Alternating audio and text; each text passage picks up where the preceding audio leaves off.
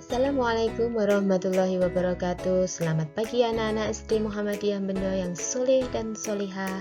Hari ini kita kembali belajar ilmu pengetahuan alam mengenai adaptasi tumbuhan.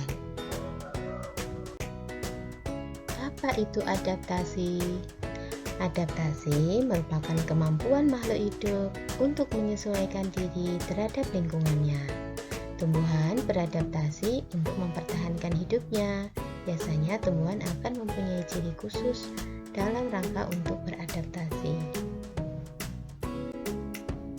Adaptasi tumbuhan untuk melindungi diri atau menghalau mangsa diantaranya dengan cara memiliki duri, memiliki getah, memiliki bulu yang gatal, memiliki rasa pahit dan beracun, memiliki rasa sepat, memiliki rasa asam.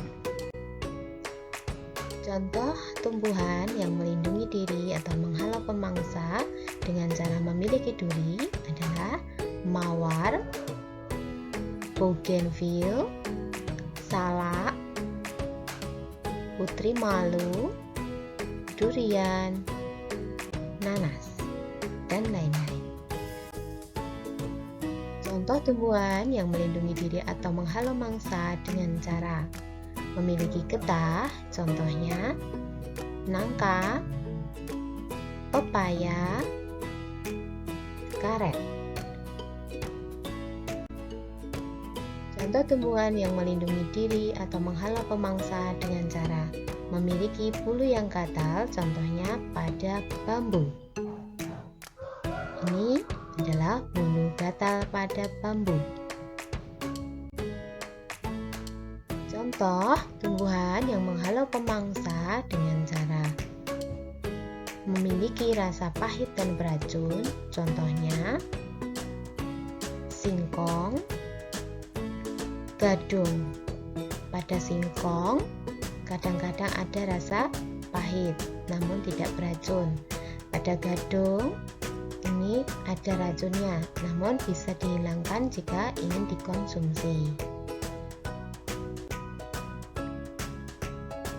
Melindungi diri atau menghalau mangsa tumbuhan berikutnya dengan cara memiliki rasa sepat, contohnya pada belimbing. Memiliki rasa asam, contohnya pada buah-buahan yang masih muda, mangga, ataupun pada asam jawa. Adaptasi juga dilakukan oleh tumbuhan untuk bertahan hidup di lingkungannya. Contoh tumbuhan yang hidup di lingkungan air atau yang dikenal dengan nama hidrofit. Contohnya adalah pada tumbuhan teratai memiliki daun yang lebar dan tipis untuk mengurangi penguapan. Batang berungga pada enceng gondok untuk mengapung di air karena dapat berisi rongga udara. Contoh lain tumbuhan yang hidup di air adalah kiambang, kemudian kangkung. Tumbuhan yang hidup di daerah lembab atau hutan hujan tropis dikenal dengan nama higrofit. Contohnya tanaman paku dan tumbuhan lumut. Adaptasi tumbuhan yang hidup di tempat kering atau xerofit, contohnya pada tanaman kaktus mempunyai ciri khusus batang berlapis lilin untuk mengurangi penguapan. Batang juga menggembung untuk menyimpan air. Daun kaktus kecil-kecil seperti duri, namun itu bukan duri. Tujuannya untuk mengurangi penguapan. Mempunyai akar yang panjang dan melebar untuk mencari air yang jaraknya jauh.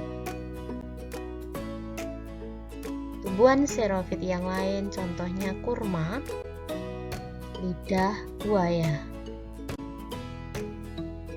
Berikutnya adalah tumbuhan halofit, yakni tumbuhan yang hidup di lingkungan berkadar garam tinggi.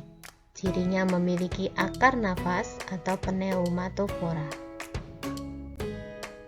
Adaptasi juga dilakukan oleh tumbuhan ketika menghadapi musim kemarau, seperti pohon jati, mahoni, lamtoro, menggugurkan daunnya atau meranggas, berfungsi untuk mengurangi penguapan. Adaptasi berikutnya, tumbuhan yang hidup di daerah yang kekurangan nitrogen. Untuk mencukupi kebutuhan nitrogennya, tumbuhan tersebut menangkap serangga, maka disebut sebagai tumbuhan insektivora. Contoh tumbuhan tersebut adalah kantong semar dan Venus. Berikut ini adalah tumbuhan insektivora atau pencerna serangga kantung semar atau Nepenthes. Tumbuhan ini mempunyai cairan licin dan beraroma yang menarik serangga, sehingga serangga akan datang pada tumbuhan tersebut, kemudian akan terjebak di dalam kantung yang berisi cairan pencerna serangga. Kemudian serangga yang terjebak akan dicerna, kemudian diserap nitrogennya.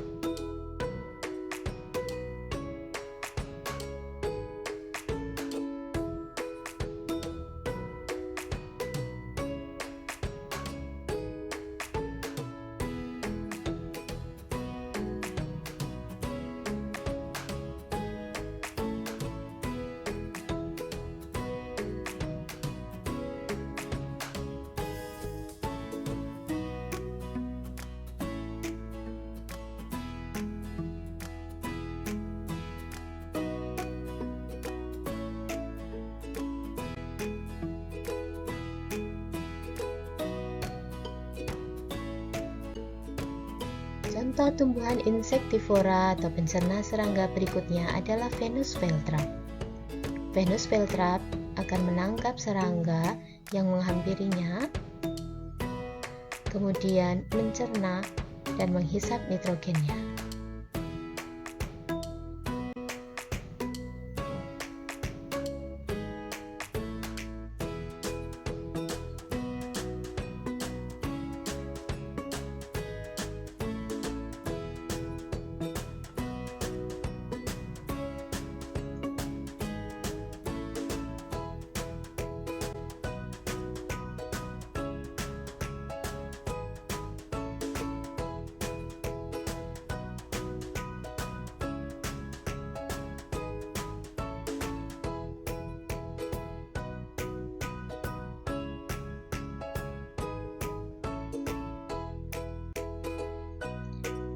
Nah, berikut ini serangga yang telah dihisap nitrogen oleh Venus flytrap. Nitrogennya sudah dihisap oleh Venus flytrap.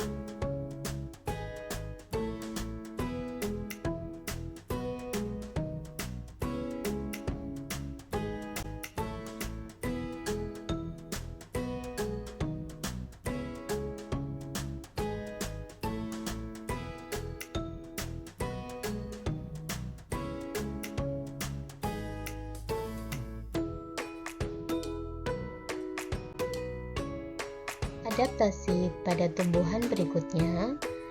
Tumbuhan menempel pada tumbuhan lain atau parasit seperti pada benalu, memiliki akar pelekat dan mengambil zat hara dari tanaman yang ditempeli. Jadi benalu ini akarnya melekat dan mengambil zat hara dari tumbuhan tersebut yang ditempeli. Tumbuhan epifit menempel pada tumbuhan lain namun tidak menghisap atau menyerap zat hara maupun hasil fotosintesis. Jadi tetap mencari zat hara sendiri dan air sendiri. Contohnya pada paku tanduk rusa, kemudian adaptasi berikutnya untuk bertahan hidup pada tumbuhan yang memiliki akar gantung seperti pada beringin. Demikian yang dapat Ibu sampaikan, semoga bermanfaat untuk anak-anakku sekalian. Terima kasih atas perhatiannya. Wassalamualaikum warahmatullahi wabarakatuh.